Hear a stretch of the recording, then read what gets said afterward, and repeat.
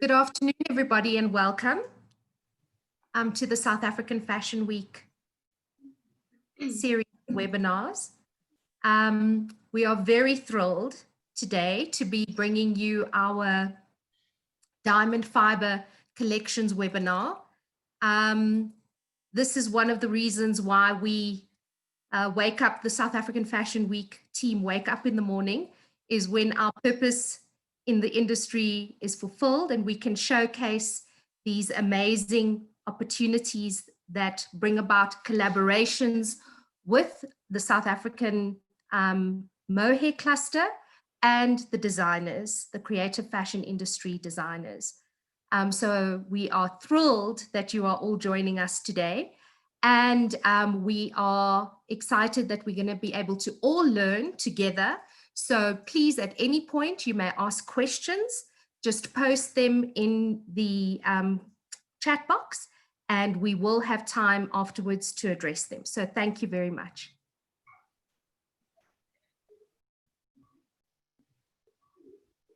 And thank you so much. Thank you so much to Jolene for that introduction. Good afternoon and welcome to the South African Mohair Cluster, an SA Fashion Week webinar. My name is Azania Mosaka and I am your host for today. And joining this webinar today are three designers, and they represent the Diamond Fibre Collection, as Jolene has set out. And they're set to showcase at this year's upcoming trans-seasonal South African Fashion Week show that's happening in October. And our designers, if I could introduce them to you, are Lucanyo Mdingi. Say what's up, Lucanyo. Hi guys, Lucanyo here. It's great to have you. And then let's say hi to Judith Atelier. Hi, Judith. Hi, everyone. Nice to meet everyone. And then finally, the duo, Muso Maxwell. Just they wrap up the trio, the three designers who make up the Diamond Fibre Collection. Hi, everyone. Maxwell here and Muso here. But our panel isn't complete. We've got a few more panelists. We've got Lindsay Humphreys, the General Manager and Head for Sustainability from Mohair, South Africa. It's great to have you with us, Lindsay. Thank you. Thank you for inviting me to join the panel today. I just want to mention that I see my connection is suddenly lagging. If I disappear, I'm going to hop on my phone, so I will be back. Okay, good to know, because we know that there's a weather system that might affect different people's signal this afternoon. So fingers crossed. And then finally, Annette Pringle, and she's from The Fashion Agent. And you'll figure in a moment how she fits into this picture. Hello, Annette. Hi, everybody. Hi, it's Annette. Fantastic. So like I said, you'll understand in a short while how everybody who's on this panel, how these different interesting personalities all fit together shortly. But let's kick off our conversation. This show is titled Mohair Debut South Africa. And I want to chat about that for a brief moment, because before we even get started, from what I understand, South Africa is the world's largest producer of mohair in the world. Why is it then the debut, Mohair's debut? Because that infers that it's Mohair's first appearance in the South African market. And Lindsay, I'll direct this one to you. Can you help us understand this a little bit more? Sure. So you're quite right. So South Africa is the world's largest producer of mohair. Approximately half the world's mohair is produced right here in the Western and Eastern Cape. But then also importantly, the rest of the world's mohair, most of that is also processed in South Africa. So we're world leaders in every sense of the term. Debut is an interesting word, because mohair, whilst some local designers have actually found this fiber a while ago and held onto it tightly and are producing incredible garments and doing very well, in the bigger scheme of things, it's still not utilized enough in our country. Most of our fiber is exported and mostly seen on international fashion ramps around the world. We, as Mohair South Africa, are visited by dozens of brands every year, which we would all know. And they're so surprised that designers in South Africa haven't discovered what we have on our own doorstep. So this webinar is so important to highlight that, and that our local designers need to reach out and learn more. We're right here, we're available, we are very welcoming. Come and learn more. We really do support more local use of this fiber. I personally don't want to be buying my mohair garments abroad. I really do want to be buying it locally. I'd feel much prouder as a South African to do so. Absolutely. But what are the reasons? What are the reasons that you think we haven't had the levels of adoption and use of mohair in South Africa as we actually should as major producers? I think that a lack of understanding and education around the fiber. I think a lot of people still have the idea that mohair is a fuddy-duddy granny fiber and that they remember it from generations before them. And on research, you'll discover just last week, we had an announcement that Vans, the local skater brand, have just launched mohair Van shoes as a new product on the market, which launched on the 25th of September. So there's so many new interesting uses of mohair and largely undiscovered in this country. And we support the South African Mohair Cluster in highlighting that. We will chat a little bit later about our different roles, and then you will understand probably a bit better what our roles are and where we play a part. Yes, absolutely. Thanks for that. I think that kicks off and helps us understand exactly why debut, which is a challenge to the industry. In fact, it's a challenge to our creatives in this country to take up and use this incredible resource. So now the Diamond Fibre Collections, they're represented by the three designers that are very talented that I've introduced. And they form part of a very unique and special program that's been driven by the Mohair cluster in South Africa. So this initiative is also funded, it's got some government backing, which I think is really reassuring, by the DTIC. So Lindsay, I understand that Mohair South Africa is working closely with government, but also with other stakeholders, as you've just touched on with the Mohair cluster. So why don't you explain that collaboration and the role of this program? So Mohair South Africa our head office is situated in Port Elizabeth. And we represent the farmer to the end consumer. So we're basically an industry body that represents the entire value chain. But with majority of the fiber sadly being exported, majority of our focus and limited resource is also on that market. Our role is to expand our global markets and to drive a sustainable message across our value chain. So to start right at a farm and ensure that there's responsible farming and all the way through the value chain to ensure that when a mohair ends on a shelf, that it's responsibly produced. The South African Mohair Cluster and we are trust funded. So we are an independent company and we're trust funded. The cluster, as you mentioned, is funded by the DTIC, and their focus is on local awareness and the conversation around mohair, but most importantly, the growth in the sector and to value add, job creation in this country. So we actually complement each other really well, and our business strategies, we actually sit together and compare our business strategies and ensure that we actually are working together and achieving the same goal on different levels. A lot of support, a lot of conversation between the two organizations.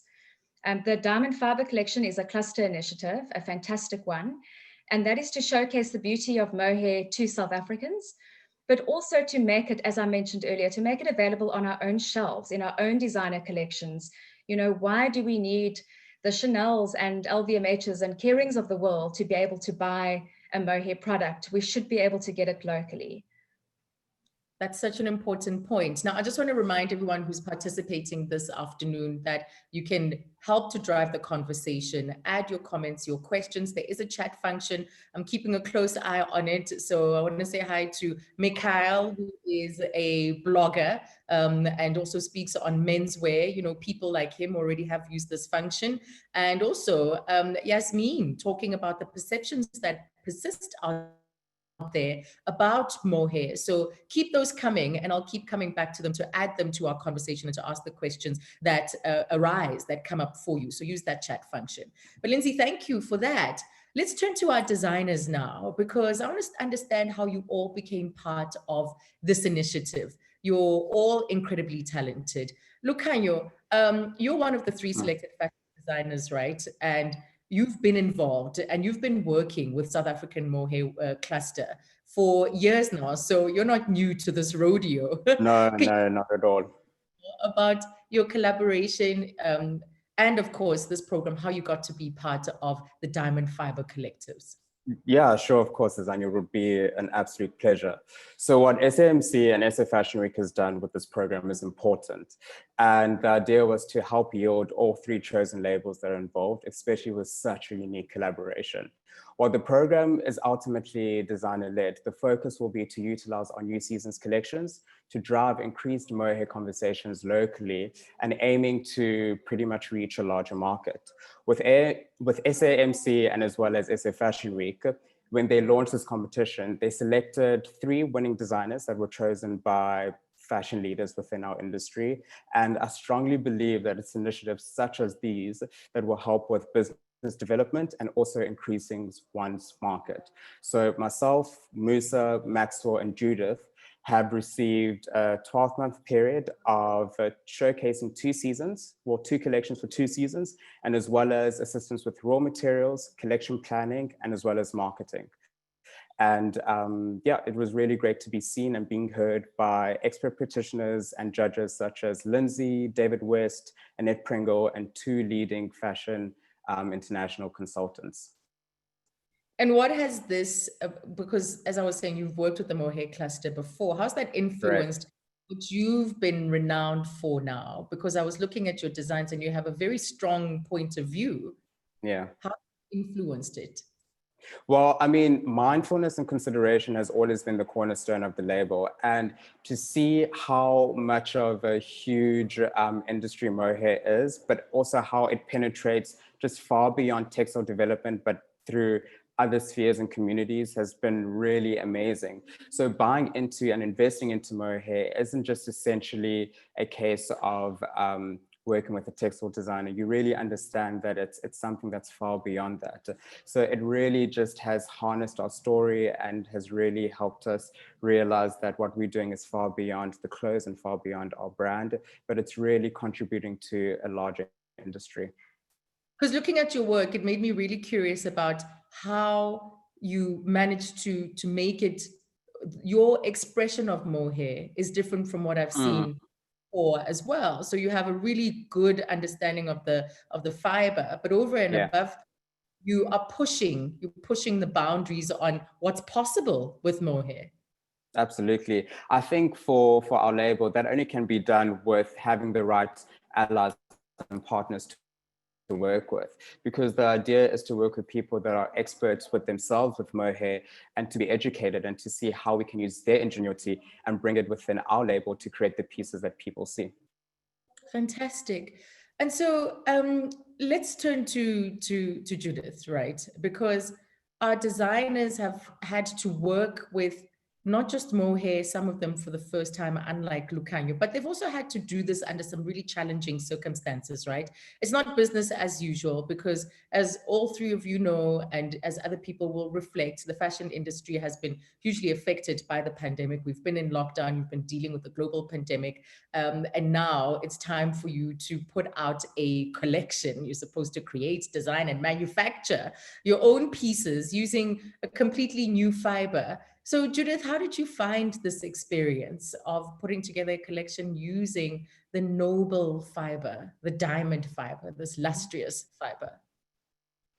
Thank you so much, Azania, and to everyone that joined this webinar. It's absolutely a privilege. When designing the process for our Spring Summer 21 collection, which started in February, I had quite a blurred vision of what mohair can offer to future collections for the Judith Atelier brand. We were only able to start with sampling mohair pieces and experimenting with different techniques in May, just after South Africa moved from total lockdown to level 4. So it kind of switched the whole process, which challenged me to understand the process and how mohair could be constructed, referring to the design.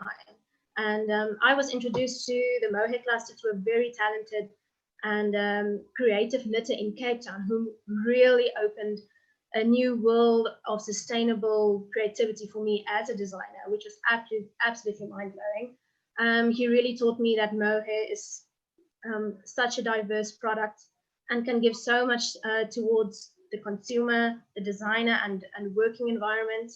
I absolutely admire and love the product. It's absolutely stunning. especially for the instant luxury that it provides and the sustainable story behind it. So it was my first experience working together with a knitter and creating knitwear. So it was quite a challenge for me in the start to shift my mind into a different direction and the technicalities into knitting a complex mohair garment other than cutting a piece of fabric and create and sew a complex garment. So we wanted to make the collection more seasonal, which we blended cotton with mohair, which was a whole new experiment on its own, and especially how it reacted to the female body. The knitter especially, he was so focused on how mohair reacts to the female body and how it goes to the body, and if you add cotton it goes a bit away, and yeah, it's absolutely amazing to learn all these wonderful things.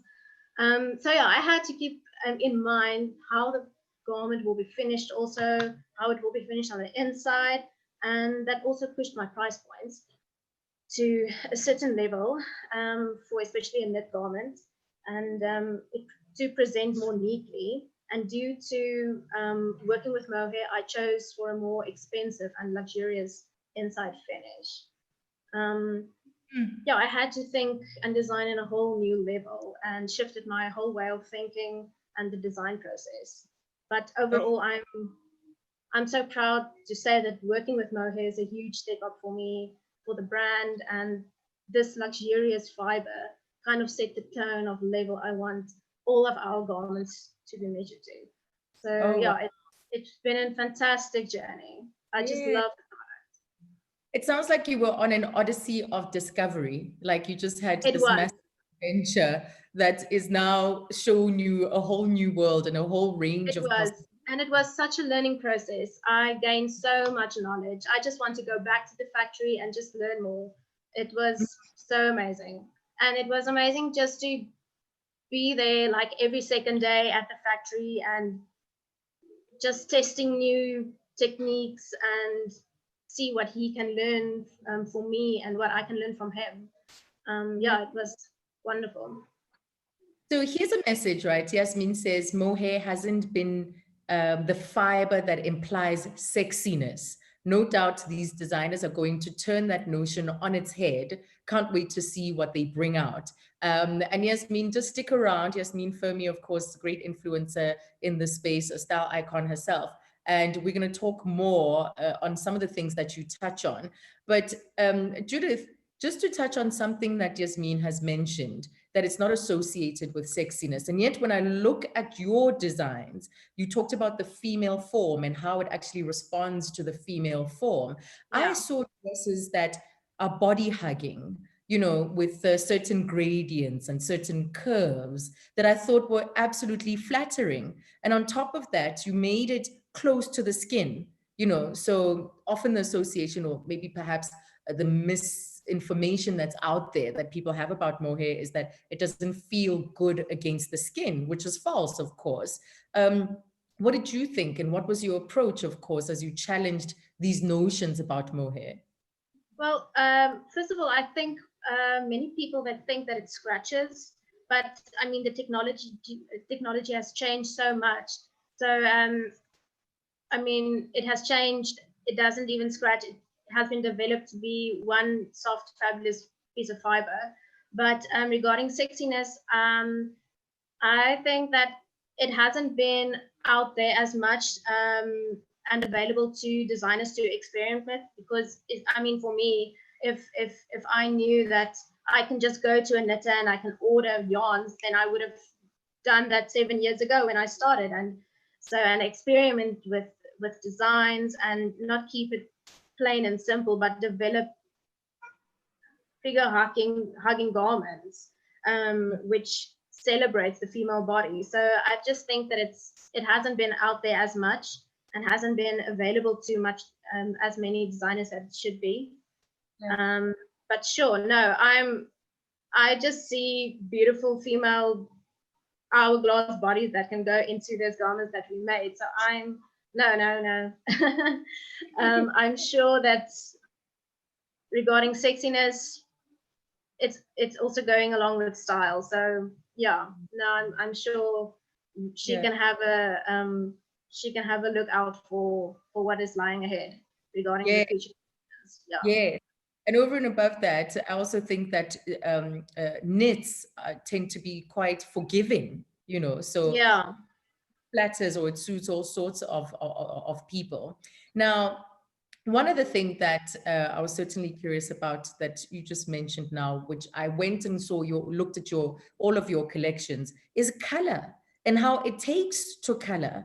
And you play a lot with color, with the reds and the blues, and there's just the way it expresses color-wise. What did you think? like I said, it was quite a challenge in the beginning because normally we just started off by knitting in one color, and then it just looked dull for me. And I want summer. I want it to be fun and happy. And when we started combining the yarns, especially the cottons and the mohair in different colors, it just lightened up. And it was, yeah, it's just the whole way that we tested. It took me like probably 2 months just to test samples and techniques. So it just takes time to get there, and especially if you don't have the knowledge, it takes time. But it's, yeah, and there's a lot to learn still. Yes, absolutely. Judith, thank you very much. Let me turn to our duo, Muso Maxwell. So guys, you are not newcomers to this whole idea of trans-seasonal. This is a trans-seasonal show, and it's, I think, the first of its kind in South Africa, but you've always been working like this, haven't you? So if you want to break into the international market, you have to do trans-seasonal because our seasons are opposite. So for example, now next year will be winter for us in June, but for them it's what do you call this? It's summer, and the collection is called SS21. So we have to always consider that we're trying to sell to both markets. Yes. And then, yes. And let's talk about how you used mohair, because you're known for your tailoring. I mean, your tailoring is impeccable. So there are the jackets and the pants. And then once again, there are these knits that you found an opportunity to use the mohair in. How did you find it as a fabric to work with and as a fiber to work with? In terms of like knitwear, we found it at first it was really challenging to work with because we're used to sort of cut and sew, and we didn't really have like I would say a plan as to how we're gonna work with mohair, since it's limited in terms of like the availability of the fibers that we find in South Africa basically. So in terms of like knitwear, we're also introduced by the cluster to a company in Cape Town, where we're able to sort of learn different types of stitches, different types of ways that you can use in our collections. And also we got the opportunity to actually got suiting from London because they can't sort of process the mohair and have that sort of suiting be made here in South Africa. So I think that was one of the most challenging sort of parts in terms of like incorporating knitwear into sort of a very tailored aesthetic that we are already used to. So it allowed you to stick with what you tend to do and tend to go the direction you tend to go in. But what are your first kind of memories and experiences with mohair? Like Judith, Hey? when Lucilla told us about the competition, the program, immediately I was like to Muso, what's mohair? I've only heard it when I read Mark Closer's, what do you call this? The makeup of the garment. That is 20%, like what's mohair? I had no clue. And imagine Azania, 50% of that mohair is produced locally. And as a young designer in South Africa, I had no clue what mohair was. So immediately I was like, oh, Muso then told me what mohair is. And I was telling him, like he was saying, that we are a tailored, centered brand. How are we gonna how we're going to use mohair, because locally it can only be used in knitting. We are not there yet whereby it can be turned into suiting and other products. So I was worried about that, no, we're not just going to be doing knit dresses or gauzy knit dresses throughout the collection. That's not us. But as the time go on, you know what actually helped us was lockdown, because it actually gave us more time to work on the collection and understand mohair. And that's how we ended up with those dresses you were talking about. Those sleek, even though knitted, sleek, and Muso Maxwell. Yes, because also when speaking about the transitional collections, we also found that mohair is actually very light and versatile, which allows it to stay cool in summer and warmer in the winter seasons. So I think that sort of played a major role into us using it for this transitional collections. Yeah. Yes, yes, I love that. About just how what you're able to do and how suitable it is for trans season. Yes, you want to say? Yes. Can you please just repeat your question? No, I just saw a question, a good question on the screen, but just repeat your question. No, I'm congratulating you. I'm congratulating you. We're going to come to the questions a little bit later on. Cool. I want to bring Annette now, Annette Pringle, into the conversation. It really is lovely to have you with us, Annette, the fashion agent, because you represent the designers' collections for the season, both for the local market and also.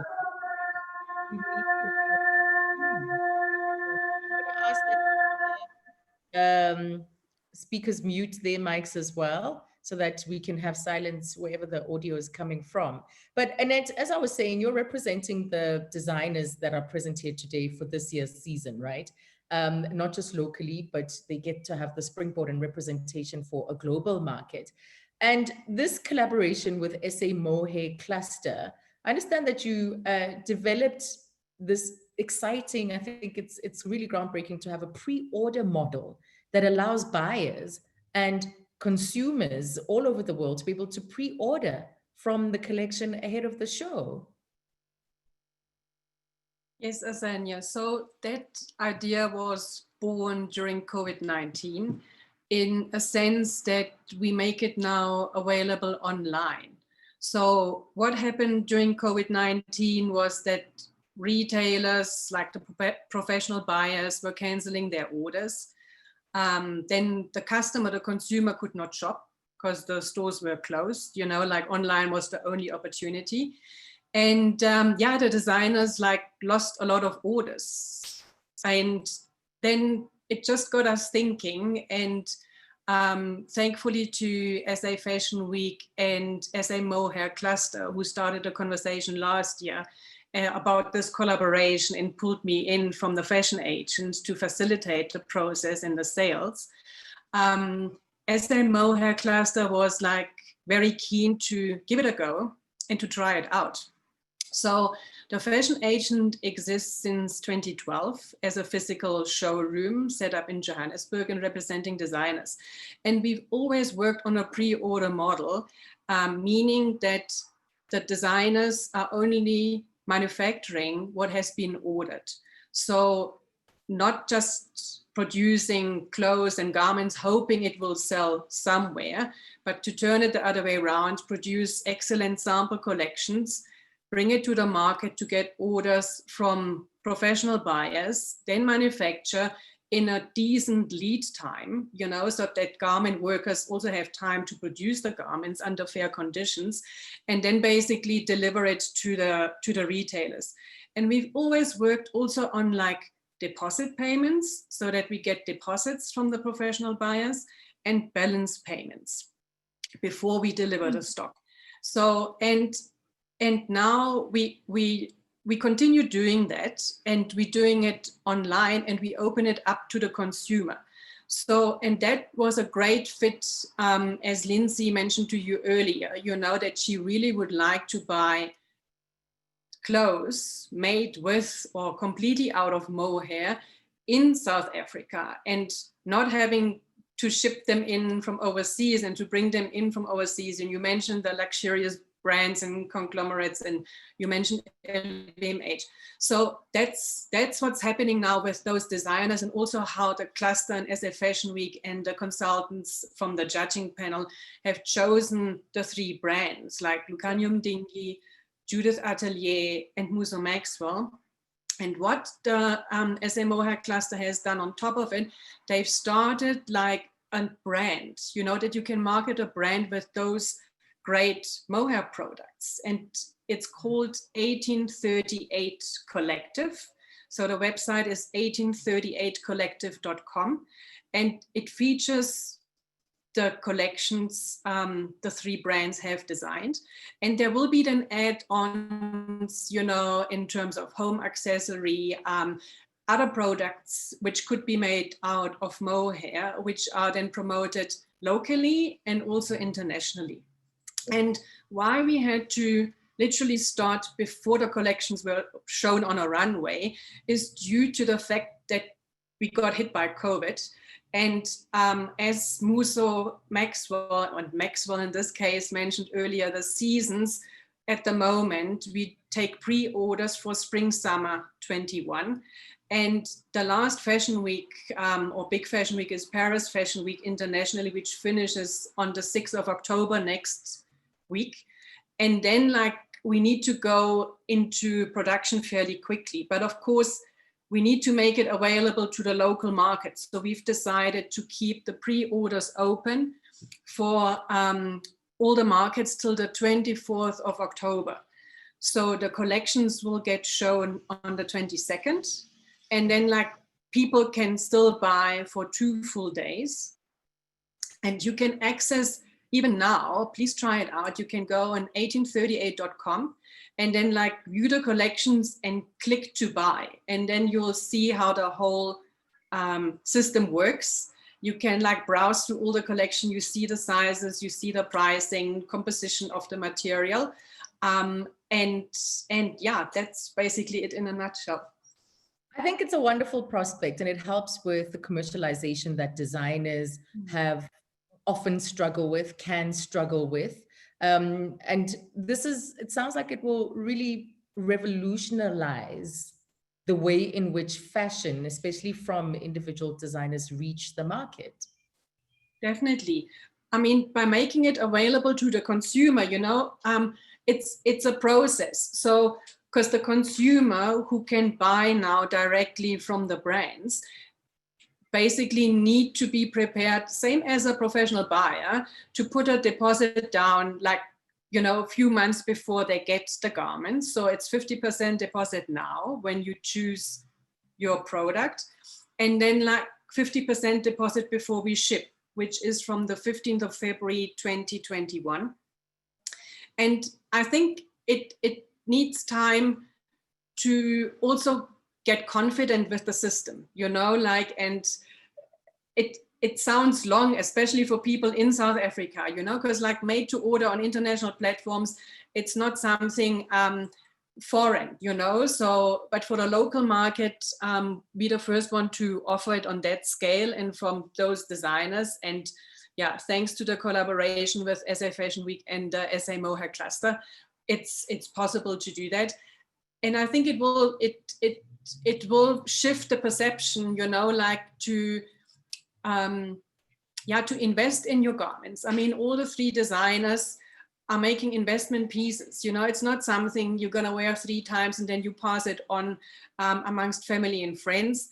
It's something you keep for decades, you know. Yeah. And I mean, like if you look at the products, there's also like an option to even offer repair services, you know. So like, because the fiber and the materials made out of the fiber are so high quality and luxurious. And as Lindsay was saying, all the international brands come to her to source and to make beautiful product.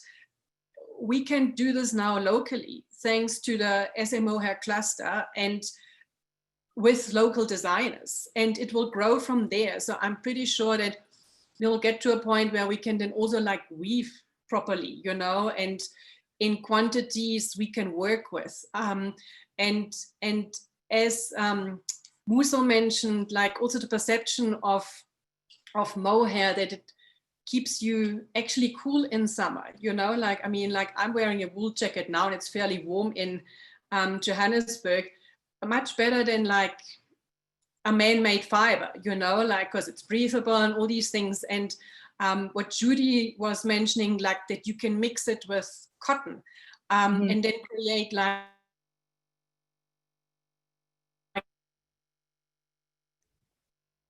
Oh, it seems like Annette's line is failing us there. So while we reestablish that, let's carry on with our conversation and we'll try and get her back, obviously.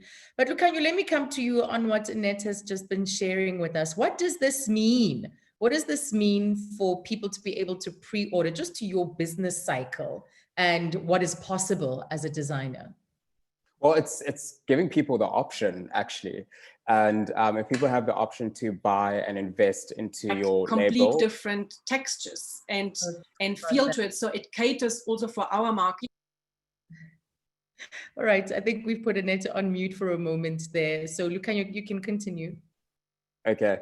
What I was saying, Azania, is that like it really just opens up ourselves to the market, but also gives the buyers and also the consumers the opportunity to finally just make those deposits and actually feel part of your narrative and feel part of your business and feel part of your story, and purchase investment pieces that are essentially going to last a lifetime. So that's what it essentially comes down to as well, just giving them the option. Fantastic. So let's get to what's been going on in our chat screen and also the questions that have come up. So I'll address them to the individuals that these questions are best suited for. We've got Bing Valerial saying, where can we see some of the products from these designers' Diamond Fibre Collection? So Annette, I'm going to give that one to you just for a little bit a reminder and specifics around exactly where we go for the collections. So Bing, you can go on 1838collective.com. and you find all the campaign pictures and the product pictures there. And there's a click through then to the Fashion Agent pre-order platform where you can then like pre-order whatever you like. And then of course the whole collections are shown, the Diamond Fibre collections are shown on the 22nd of October. I think it's 8:30 p.m. on the runway of SA Fashion Week. Yeah, so you put down a deposit and the designer creates it and then you get to pay the rest once the garment. Yes, yeah. Was that the question? Yeah, sorry. Yes, exactly like that. Just the story. And Bing goes on to a question that, Lindsay, I think we need to address because you've done so much work around sustainability as Mohair South Africa. And Bing says, can you share more about the sustainability story around Mohair? And where are we? Because you have helped to set the global standards in this regard. That's right. And a topic that really excites me, a huge focus of our industry. And we've literally, as a South African mohair industry, progressed 10 years in the last 2 years, which has been fantastic. So we started, I will briefly take you through the journey, but I could probably speak on this for hours and I won't keep you for hours on this. But we started in 2009 with introducing sustainable guidelines to our producers on farms. And this was quite progressive at the time for an industry to actually introduce that. It took a number of years for our producers, our farmers, to understand it and to understand the importance of taking these decisions with your animals, the environment, the climate in mind. You know, in many cases, a farmer has farmed for many, many generations and they hand it down, they learn from their fathers and grandfathers, and so they go on. But the global market has changed and the South African market has changed, where sustainability is the buzzword. I think it gets thrown around quite loosely in some cases, and there's just been so much depth into that word and what it really means. So the mohair industry in the last 2 years has started from ground zero, and we have redeveloped our mohair standard with our market in mind and with our market involved. So the entire value chain. So rather than just focusing on sustainability at farm level, let's start there because that's super important. But let's take that through the value chain. And let's decide what sustainability means for a brand and a retailer, a spinner, and eventually when a product lands on a shelf, how do we make assurances that that product in fact has been produced sustainably on and off that farm. So that was a 2-year development process. And we launched the new global responsible mohair standards on the 17th of March this year. With our luck, after 2 solid years of daily work on that, we went into a national lockdown a couple of days later. And it made it quite difficult for us to actually start auditing, because our job as South African mohair industry was to start with ensuring, step 1 of the process is getting our farmers on board and to understand what the market expects of them and what is responsible farming. And let's challenge the idea of how have we always done something. Let's disrupt our own industry and ask ourselves our own difficult questions and relook it and re-strategize. And if there's changes need to be made, then let's make those. So I'm proud to say that even with the lockdown, we are hitting on probably 45% farmers, South African mohair farmers that are responsible mohair standard audited, and brands all over the world have already gone through the process, and because they also need to hold a certification. There is 2 announcements that's coming up from the South African mohair industry, and I'm not in a position to announce them today, but one of them is going to be very, very relevant to the people on this, on the panelists on this call, and also to other South African designers, is how can the industry assist you to make use of that certification? How can we help you? You know, you're a designer in this country, you're sourcing a product farmed in this country, you need to be part of that story. It's very, very important that you're part of that journey. So that's the first announcement that's coming up later in October. And then on the 15th of October, we also have another global and South African announcement around traceability. So further than sustainable farming and processing, actual traceability, scientific traceability, what does that mean? And what does the future of the mohair industry look like in terms of traceability? And that's going to be one to look out for on all of our platforms. It will be announced there, and we can share it directly with the attendees on today's call as well. I'd love to share that. So that's where we are in our journey. But what I want to mention is that this is a journey, and nobody has ever quite reached the end of this journey. It's ever changing, it's ever evolving, and we don't regard ourselves as being a perfect industry. But what we do know is we're committed to the process. We're listening to our audiences across the globe and in South Africa. We're committed to addressing the process and ensuring that we actually meet the global standard in terms of sustainability. Right. I'm going to come back to you in a moment, Lindsay. I just want to get Annette's view as someone who's been working in the fashion space for a very long time around the importance of the announcements that Lindsay has touched on. And of course, the question of sustainability. It's an ever increasing driver and also motivator in fashion. Definitely. And I mean, what, you know, like seeing that the fiber, the material is coming from a sustainable background, it was very important for us to put an emphasis on the sustainability of how we run sales of those collections.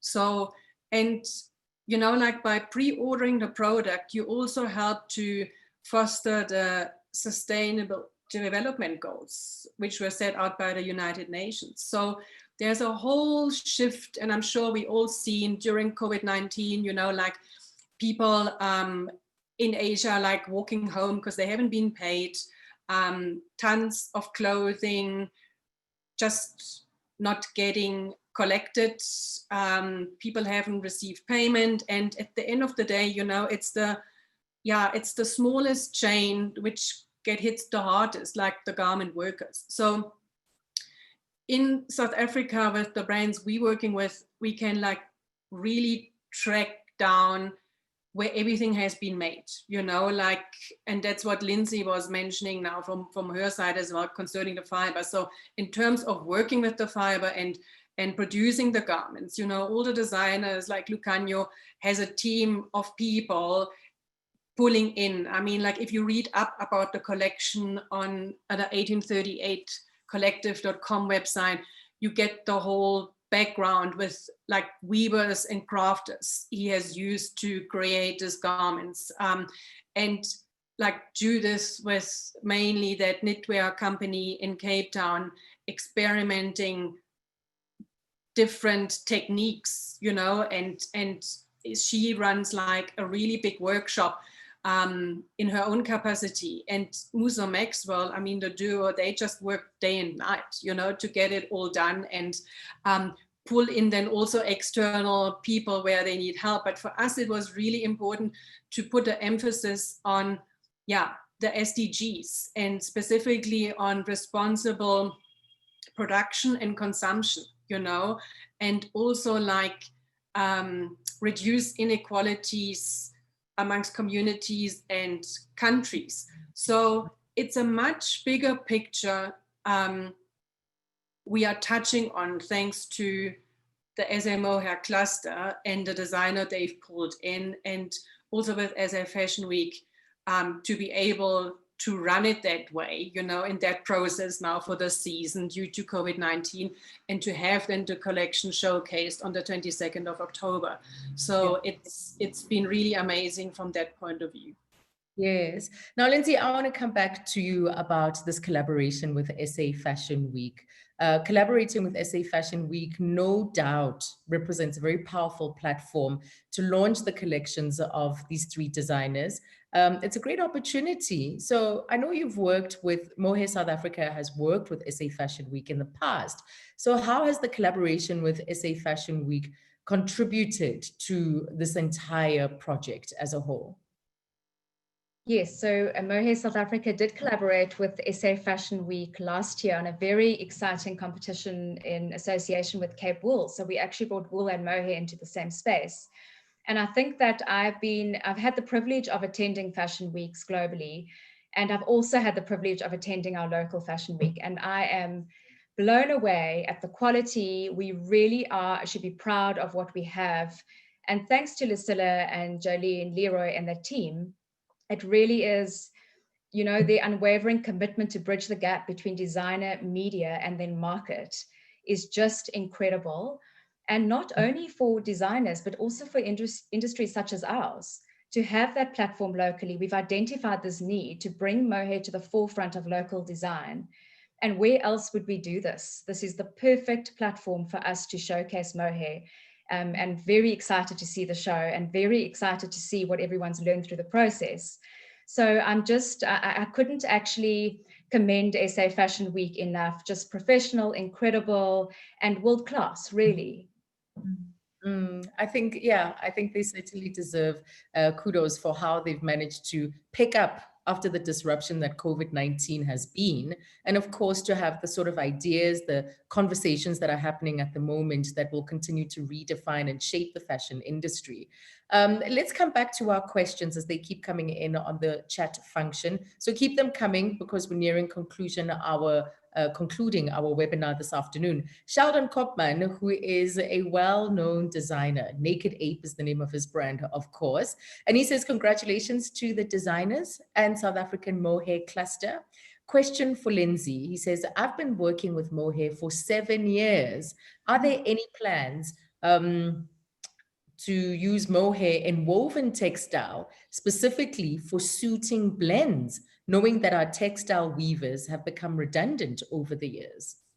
Absolutely. And hi, Sheldon. It's lovely to see you on the platform. I actually visited Sheldon probably 7 years ago when he started using mohair, and absolutely love his designs. Really amazing. Very good question, Sheldon. And we sit in a very sad space in South Africa where we don't have those weavers currently. It's sad to say that most of the mohair is exported and those cloths are woven somewhere else. And even as Mohair South Africa, embarrassed to admit we have to actually import that back to South Africa to be able to use it on any platform. But definitely on the cards and definitely in discussion. There's a lot of exciting developments and a lot of government engagement on how we bring this back. There's a couple of master plans currently in discussion, is how do we bring that processing, further beneficiation of mohair back to this country.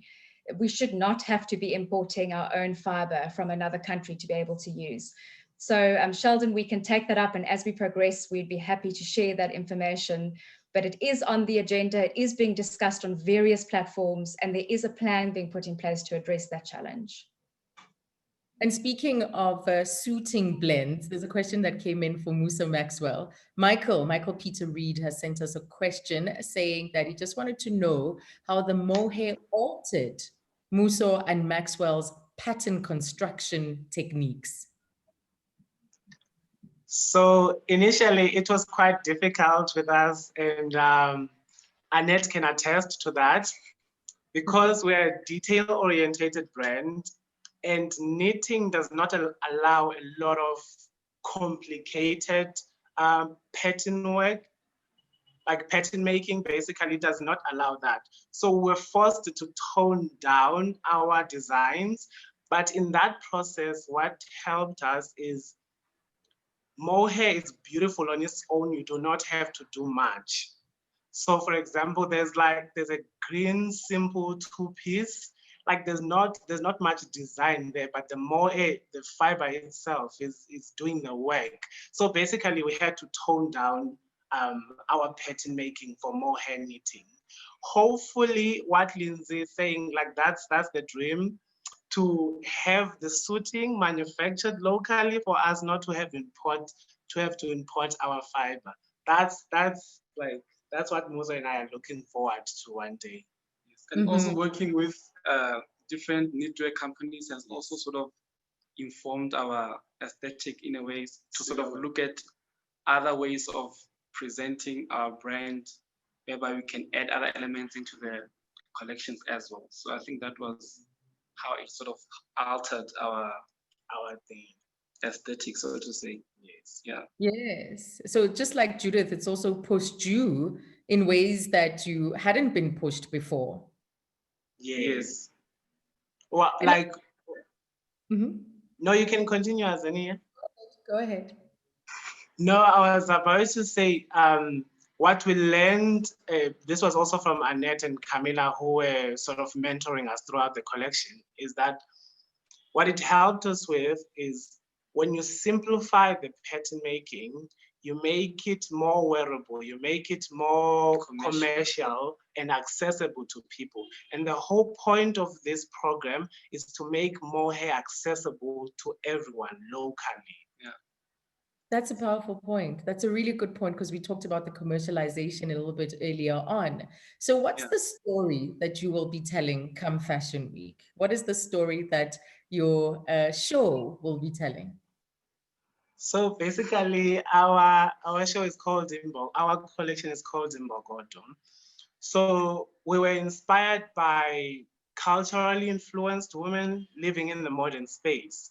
So what we wanted to do was challenge this narrative that women, like this, what do you call this patriarchal narrative that women can only do certain things. So we dove into the world of women who can play major parts, both in social, political, and economic fields, even though they are still cultural influence and have these domestic characteristics that they hold. I don't know if that makes sense. We will see it visually. It will make sense. I've seen the collection. I don't want to say too much for those that haven't, but I think it's superb. It's absolutely beautiful. As I said, the tailoring comes through in a strong way, but we also see how you've incorporated and used mohair in a way that also elevates and still keeps your signature. But Judith, I want to come to you as well, and you can tell us the story behind your collection and what we'll be seeing coming down the runway. And what's there on the 1838 collective page, right? So how did you find working with mohair? A similar question to Musa Maxwell, because you blended it with cotton, right? But at the same time, you were able to do really ethereal pieces that, are light in feel and mood, and that have a strong femininity to them. Not every piece is combined with cotton. We just used cotton to because there's a lot of ladder type of details. So just to make it a bit more, not heavier, but we just added the cotton, but just to make it more, yeah. So, but I absolutely, the whole process was fabulous. It's been a luxurious journey, and yeah, no, I will definitely make use of it again. I won't say it was as difficult as I would have imagined. It's just to have the knowledge how to construct it together and make use of the fabulous knitter that we work together and go there often and construct the whole collection together. And yeah. What are you calling? What did you call this collection? Yeah, we called it I Am Because We Are. So it's aiming on how we as a community just have to work together and stand together as one, and that our not difficulties, our differences come together as one and make each other just stronger. Fantastic, fantastic. And then Lucayo, I'm going to conclude with you from our designers, from the collective of designers joining us today who are part of this program. What is the story that you are telling through this collection? Well, season after season, our collections are always, it's always stemmed from mindfulness and consideration. I think when we design, we're always thinking about the finer, discrete details within the whole design process, and seeing how we can really continue with that timeless elegance of the essentials. Essentially, that's what we're always trying to, that's our quest, really just refining the style, but really using exceptional raw materials while doing so. So even just working with Craft Us, who has helped us develop the felted fabric that you see, it's really, it's never a one-way kind of thing. It's always continuously seeing how can we make it better. What have we learned from the previous collection? What have we learned from the previous samples and textiles that we've developed, just so we can always make it stronger. So it's consistently just like steadily growing and reaching our potential. So yeah, that's what it's all about. Yes, and all of the best, Lucayo. Fantastic work over the years. And I'm coming to you next, Lindsay, as we've got some really business-orientated questions, really critical questions from stakeholders in the fashion industry. Sim Shabalala, I think, says that, does the Mohair cluster have a local online portal of South African makers of Mohair products? Saying that beyond these collections, things like other SMME makers of Mohair products. And this also links very well into an earlier question about platform23.com. Tanya, the director of platform23.com, saying that she's from PE and knows Mohair South Africa, saying we only stock local brands. Please connect us to Mohair designers so that we can sell local Mohair brands and fashion brands online. We strive to empower the best of local to the rest of the world. So if you can answer these two related questions. I'll start with the second. That's wonderful to hear. And absolutely, I'm in the building in 6th Avenue, Warmer. Reach out. In fact, anyone can reach out to me on Lindsay, LINDSAY @mohair.co.za with any question maybe that we didn't get to today. And then difficult to answer on behalf of the cluster with regard to their platform and if they have that information available. But again, I can get that information to you. I'm sure the cluster would have no problem in sharing that information about who they could reach out to. I'm sure their databases are quite thorough and they could happily share those. Fantastic. So there are admin people working with us that are sitting with us listening to this conversation. And so just keep an eye out on the chat function to see a response to all those questions. And as Lindsay said, the direct email is also available. We're going to leave it there. You guys have been amazing. Congratulations coming through as well on our chat function. Samson rather, in Nigeria, saying this is a great initiative, for instance, and also a lot of love being shown to the various designers who have joined us this afternoon. And so just to remind you, Lindsay's email address, it's Lindsay with an S-A-Y @mohair.co.za. And then, of course, to go on to see the collections and to order, pre-order, which is such an important function, and a new model, an innovative model that'll help our designers be able to create sustainable businesses, is 1838collective.com.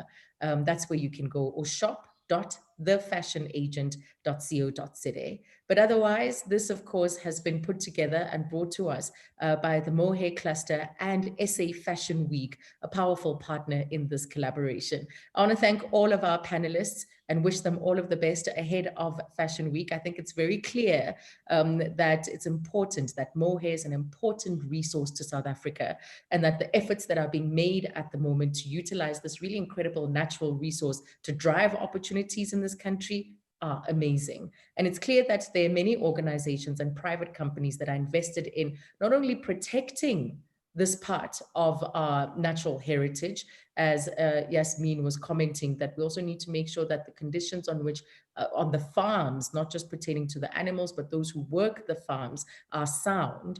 But there are lots of investments, there are lots of people overseeing and ensuring that this continues to be a sustainable and worthwhile feature of the South African design space. So once more, you can access the designers' collections by visiting 1838collective.com. And that, of course, symbolizes the year that the goats, the Angora goats, arrived in South Africa. It all happened in 1838. That's where you can pre-order your pieces now and take care to continue to visit the site and watch out for the growing collections of mohair fashion, this home decor, as well as hobby products that you can expect sold there as well. A sincere thank you to everyone who participated, to SA Fashion Week for facilitating this webinar, and for all of you for joining today. Have a wonderful evening. Thank you.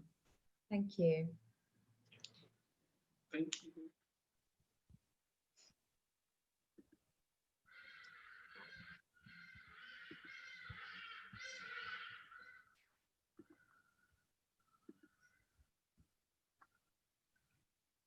Can you turn off the